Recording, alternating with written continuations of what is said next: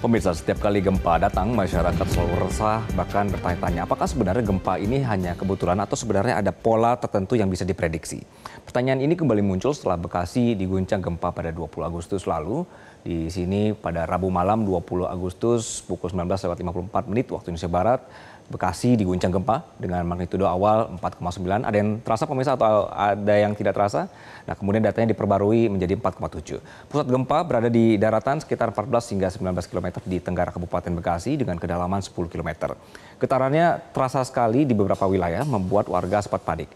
BMKG mencatat peristiwa ini diawali oleh satu gempa utama lalu diikuti oleh serangkaian gempa susulan. Hingga pagi hari jumlah gempa susulannya sudah mencapai 13 kali. Setiap kali terjadi gempa pemirsa muncul pertanyaan yang sama, apakah gempa ini punya pola? BMKG mengakui adanya konsep waktu ulang gempa atau recurrence time. Secara sederhana ini adalah jeda waktu antara gempa-gempa serupa di satu segmen patahan. Bayangkan pemirsa seperti karet gelang yang terus ditarik, semakin lama ditarik ini semakin besar tekanannya. Sampai akhirnya karetnya putus atau terlepas. Ini sama dengan kerak bumi, energi terus menumpuk lalu pada waktunya dilepaskan dalam bentuk gempa.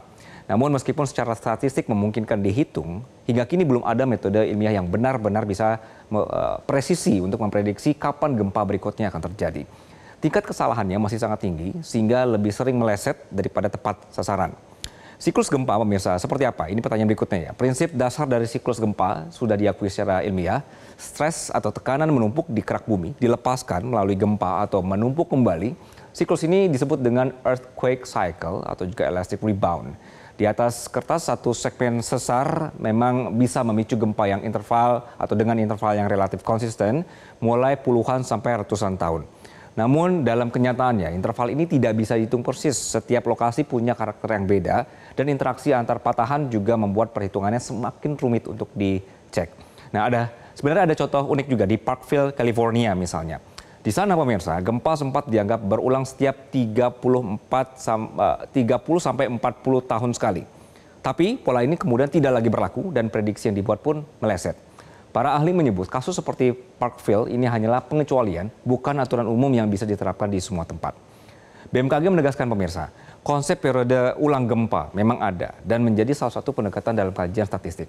Analisis ini bisa menggunakan metode seperti distribusi kegempaan atau nilai B untuk memperkirakan seberapa sering suatu wilayah diguncang gempa. Namun, BMKG juga mengingatkan meskipun gempa besar pasti berulang, waktu pastinya tidak bisa diprediksi dengan akurat. Seperti di Cianjur misalnya, catatan sejarah menunjukkan gempa dengan magnitudo signifikan pernah terjadi hampir setiap 20 tahun. Tapi, ini sekedar catatan masa lalu, jadi bukan ramalan masa depan. Artinya meskipun ada upaya untuk penghitungan dengan model statistik, tingkat kepercayaannya masih rendah. Masyarakat tidak bisa bergantung hanya pada pola semata, ibarat cuaca yang kadang sulit ditebak, pemirsa, meski ada ramalan, gempa jauh lebih kompleks lagi. Karena itu yang jauh lebih penting adalah memastikan kesiapsiagaan, sehingga saat gempa berikutnya datang, karena pasti akan datang, kita sudah lebih siap menghadapinya. Jadi pemirsa, gempa sekali lagi mungkin berulang, tapi waktunya tetap misteri, dan dalam misteri inilah kesiapsiagaan menjadi kunci karena bencana bisa datang kapan saja, tugas kita lah untuk selalu siap menghadapinya. Kami akan kembali dalam Metro Siang, pemirsa. Tetaplah dengan informasi lainnya yang akan update untuk Anda. Jelajahi cara baru mendapatkan informasi. Download Metro TV Extend sekarang.